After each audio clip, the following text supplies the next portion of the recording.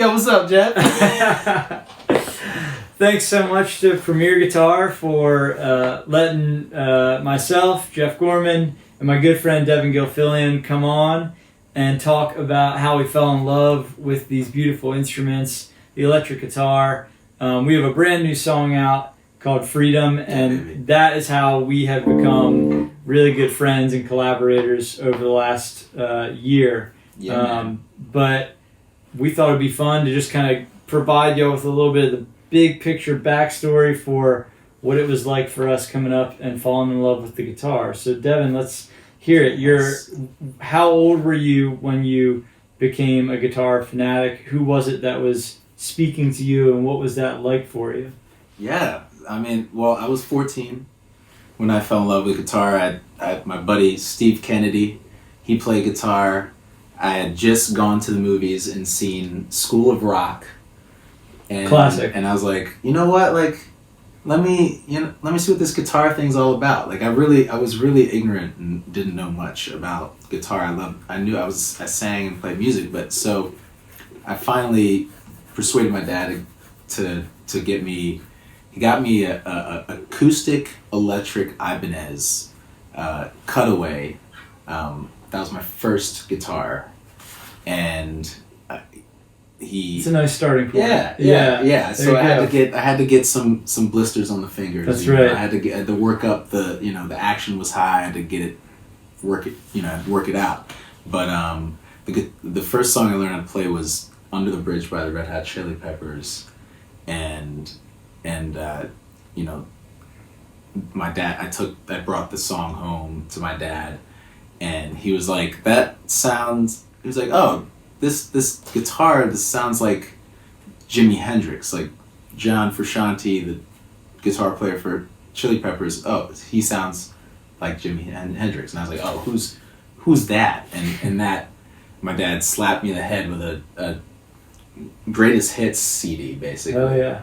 And yeah. Did you learn Under the Bridge on the web or by ear? How'd you learn it? No, I had a guitar teacher at George's Music in Springfield, Pennsylvania.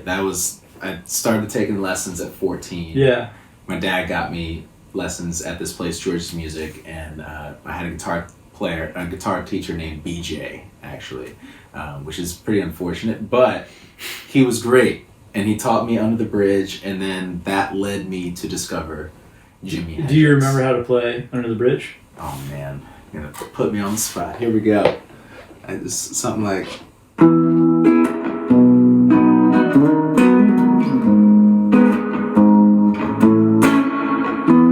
has that has those. I call them twinklies back in the day, but they're like those like nice little like double steps. Oh yeah.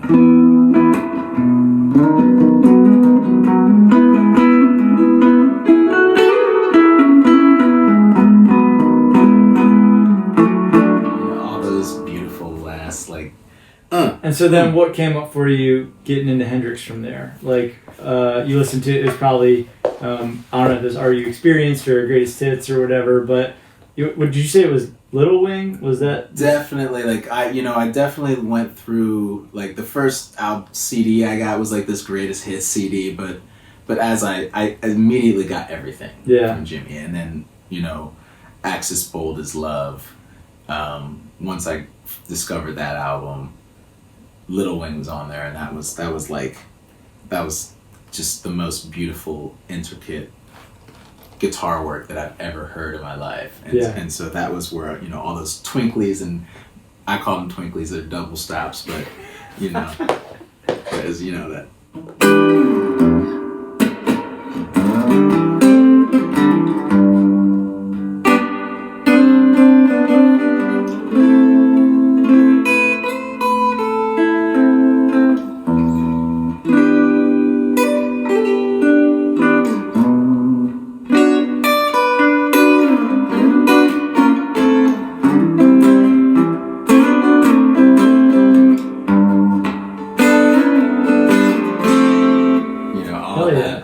Stuff. Fuck yeah. I mean, I didn't know how he was doing it. I was like, how does someone put all of those I felt like Jimmy was just making chords up. Mm-hmm. You know, so that was where I fell in love with guitar.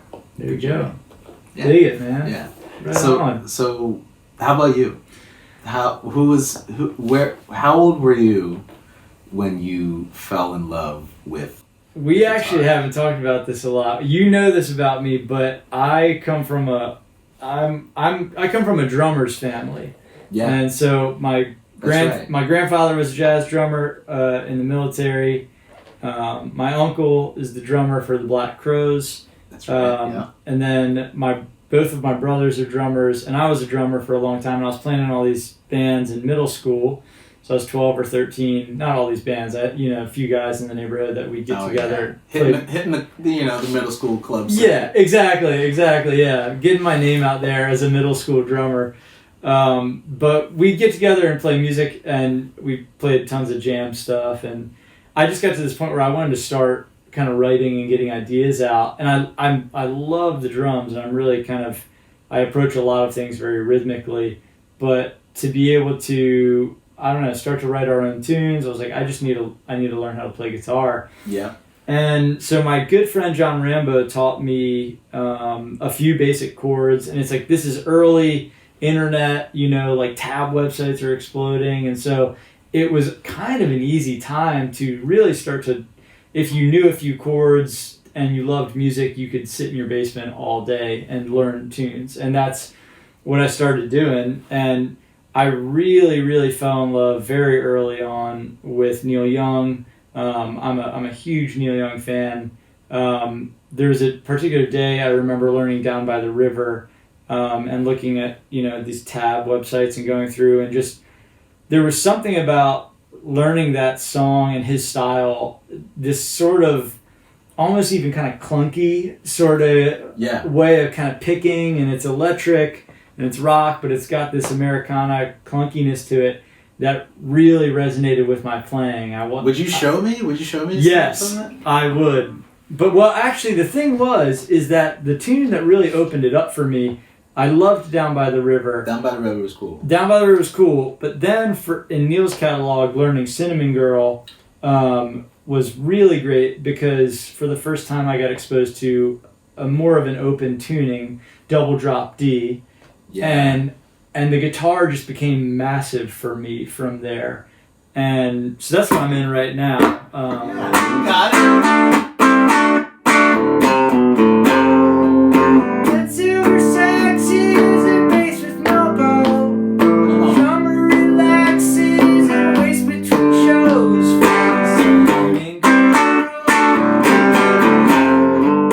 So you start to get these, crazy open tuning sorts of things. Yeah. I just loved that. The open tunings. Okay. And from there, I went into open G, and then open E, and then open D, and then started getting into some other, the first Third Eye Blind record was actually a huge album for me. There's so many open tunings on that album, which you don't really think about it when you hear it, but it's, I remember just getting on tab websites and looking up songs on that album, and I was like, man, this guy is always in these weird tunings. So I loved that. It really kind of opened my fingers up. And when you get those cool chords and the clunky stuff, I'm not a real smooth sort of guy, so I felt like that was kind of my style. So that was one day, was learning the Neil stuff. And Neil was number one. Neil's number one. Who was number two?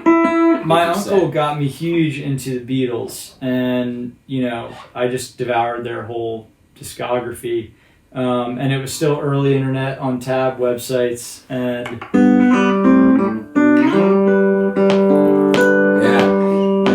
singing in the dead of night. Take these broken wings and learn to fly. All your life, you were only waiting for this moment to arise. But this whole thing,